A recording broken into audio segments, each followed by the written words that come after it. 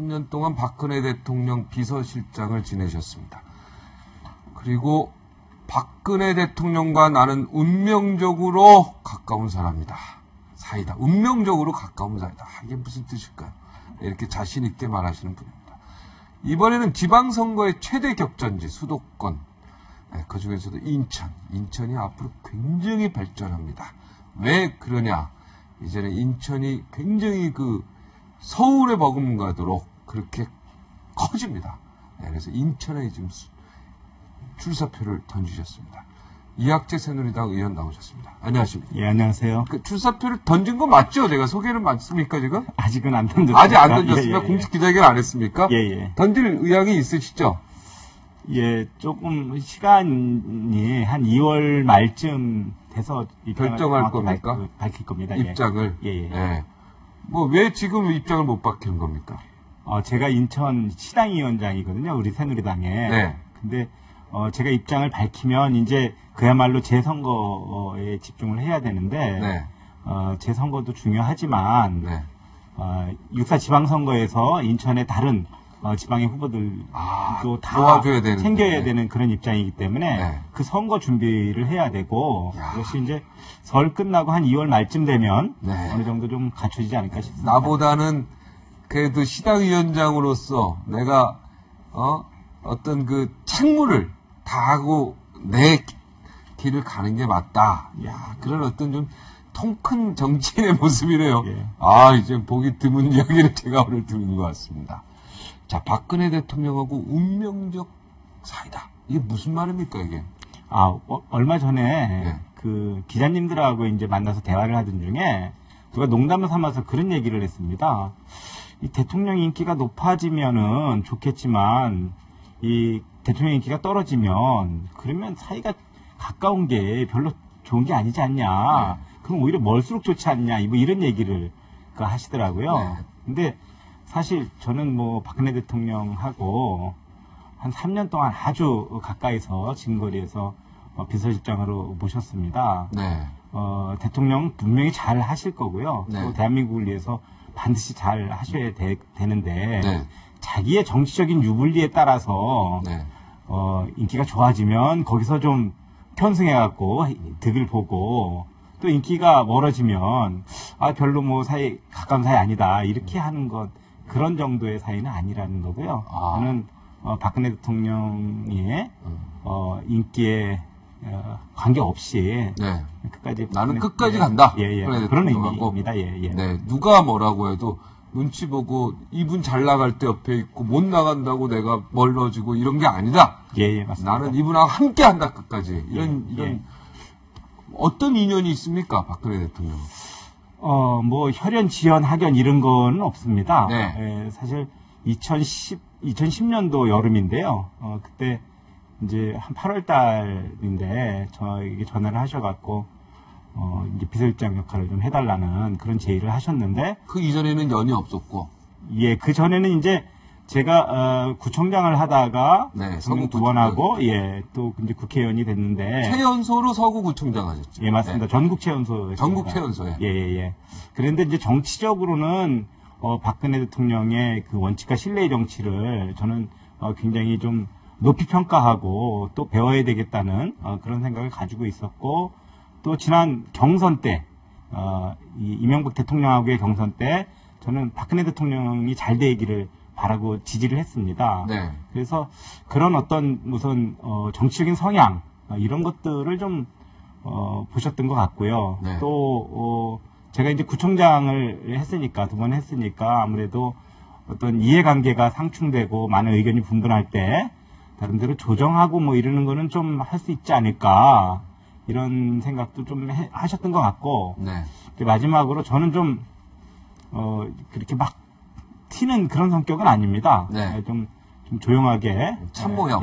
그러니까는 그런 조용한 소통, 특히나 박근혜 대통령이 그 당시도 굉장히 언론의 주목을 받고 그러던 시기였기 때문에 이게 막 자기 생각을 덧붙여갖고 말을 잘못 전달하고 자기를 내세우고 그러면은 사고가 나기도 굉장히 쉬웠던 그런 시절이기 때문에 그런 것들도 좀 평가하시지 않나 싶습니다. 네. 그러니까 이제 비서실장을 3년 했다는 얘기는요. 예. 비서실장인 게 말이 비서실장이죠.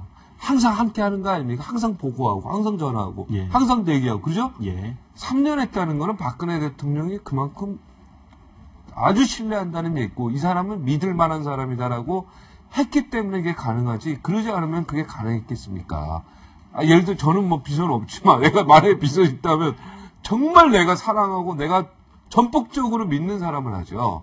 그렇지 않으면 안 합니다. 그러니까 이학재 의원이 그만큼 박근혜 대통령하고, 근데 그 후보 때도 비서실장 하셨잖아요. 그죠? 예, 맞습니다. 그리고 나서 나는 어떤 공직도 하지 않겠다고 선언했죠. 예. 왜 그러셨습니까? 박근혜 대통령은 이학재 의원을 좀 옆에 두고 싶어 했을 텐데. 예.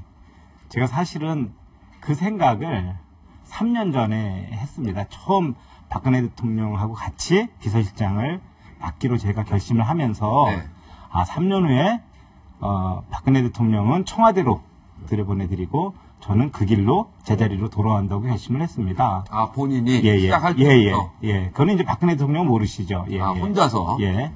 그런 생각을 한 게, 이제 정권이 만들어지고 나면, 근데 공신들이, 이건 내가 만든 정권이다.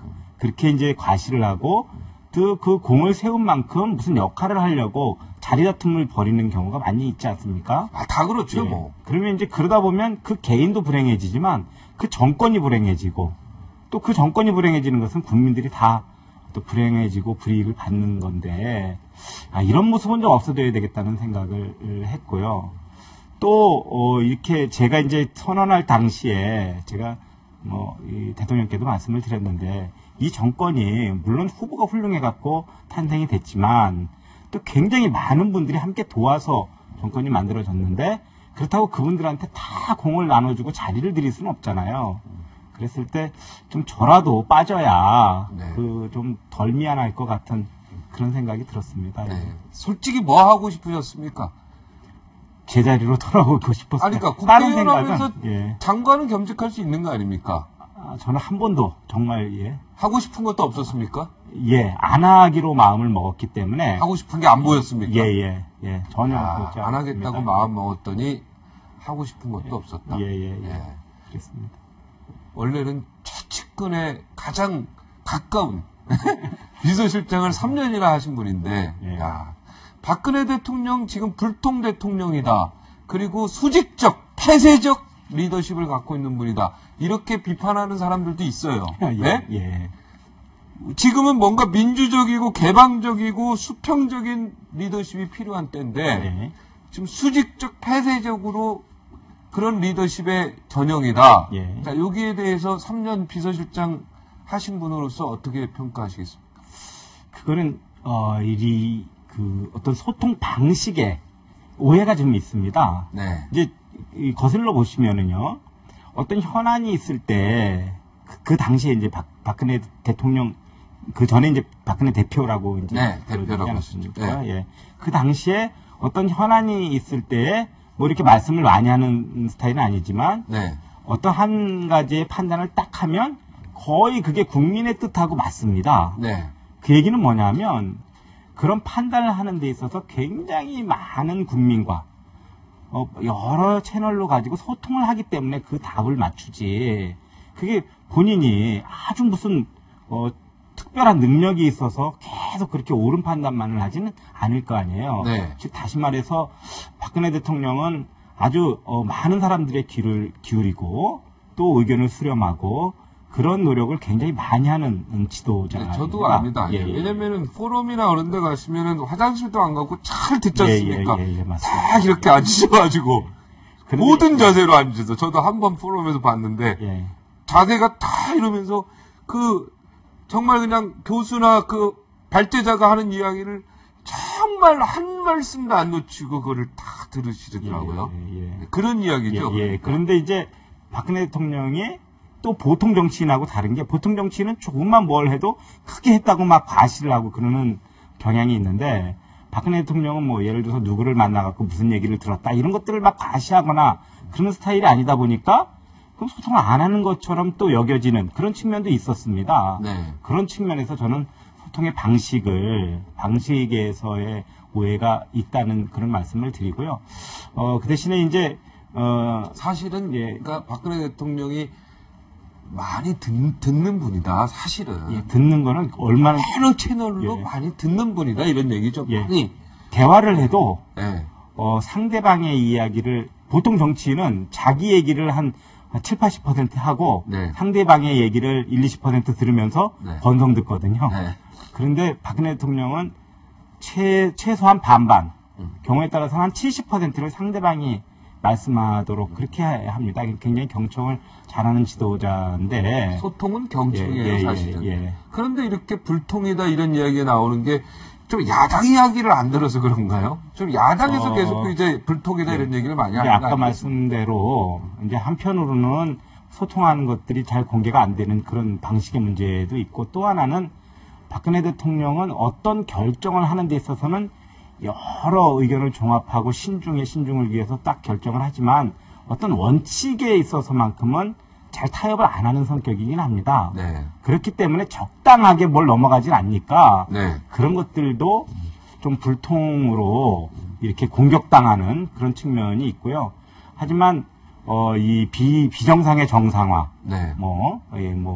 이 철도 파업 문제 또 그런 노력을 많이 하셨고, 뚝심이 있으신 것 같아요. 있고, 개성공단 네. 문제 뭐 이런 뚝심이 것들에 있어서 원칙을 지켜갖고 결국은 이 정상으로 돌려놓는 그런 것이 또 한편은 굉장히 큰 장점이거든요. 네. 그런 것들이 상대방이 보기에는 이건 답답하다 이렇게 보여지는 것이 있다고 생각합니다.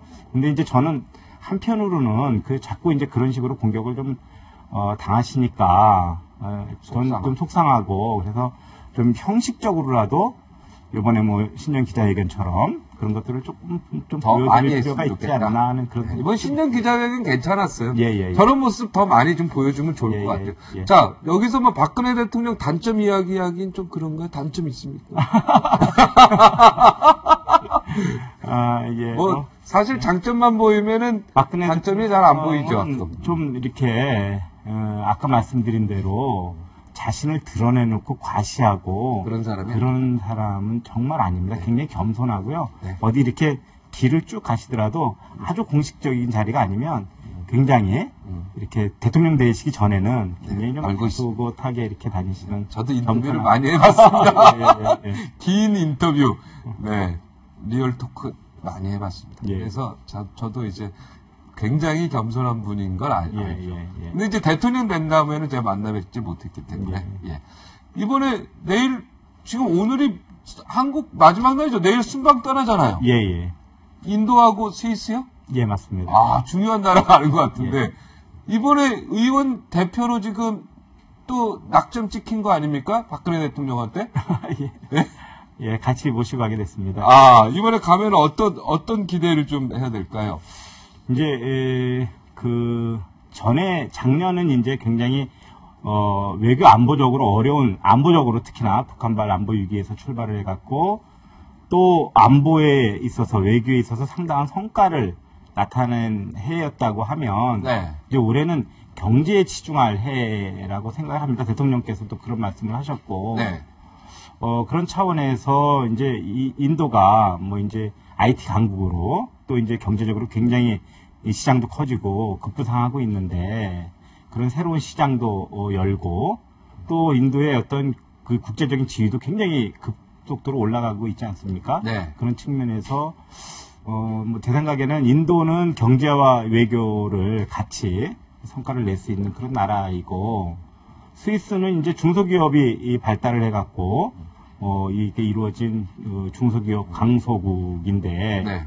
우리나라 그 창조 경제를 실현할 수 있는 좋은 참고가 될 그런 나라라고 생각을 합니다. 네. 그런 측면에서도 아주 귀한 방문이 될 것 같고요. 네. 또 이제 다보스에 가면은 글로벌 CEO들하고 네. 대한민국 세일즈 외교가 있을 겁니다. 네. 그러니까 이 의원이 순서 이번에 대통령이 딱 이학주의랑 같이 갑시다 이런 거 아니겠습니까? 그죠?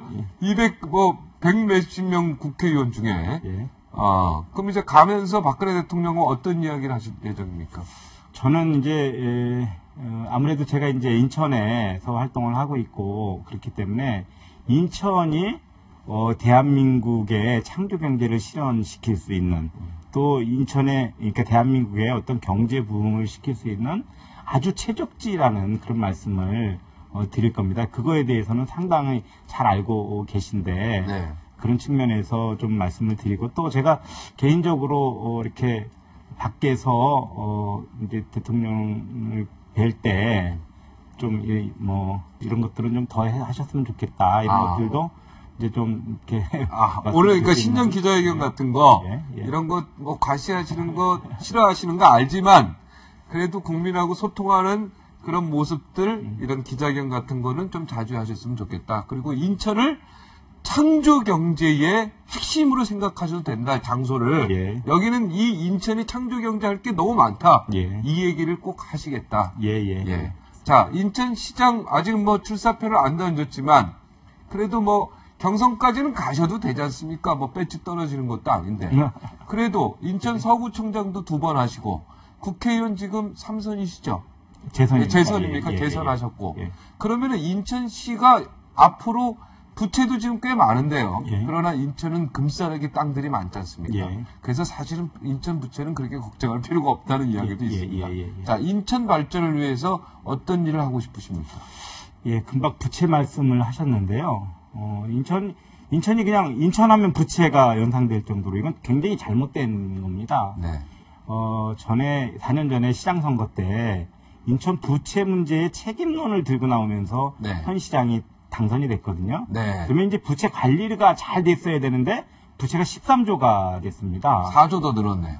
그래서 이제 이 부채 관리가 좀 잘 안 됐는데 그런데 그 부채 때문에 그럼 망할 도시냐? 물론 잘못 관리하면 망하지만 부채는 그 부채의 성격을 잘 규명을 하고 또 그 부채를 진 그거에 따른 어떤 자산의 성격을 정확히 규명을 해서 그 자산을 어떻게 활용할 것인가에 대한 전략을 수립하면 해결될 수도 있고 인천의 경제가 살아나면 그 어떤 경제적인 뒷심으로 부채 문제가 해결이 됩니다. 그런데 인천이 경제 자유구역도 3곳이나 있고 또 전 세계에서 가장 좋다고 하는 공항도 있고 항만도 있고 그다음에 공단도 잘 발될 때 있고 공단 배후에는 2,500만 시민도 있기 때문에 이러한 잠재력을 극대화시키면 인천이 대한민국의 아주 중심 도시가 될 수 있고요. 동북아의 중심 도시가 될 수 있습니다.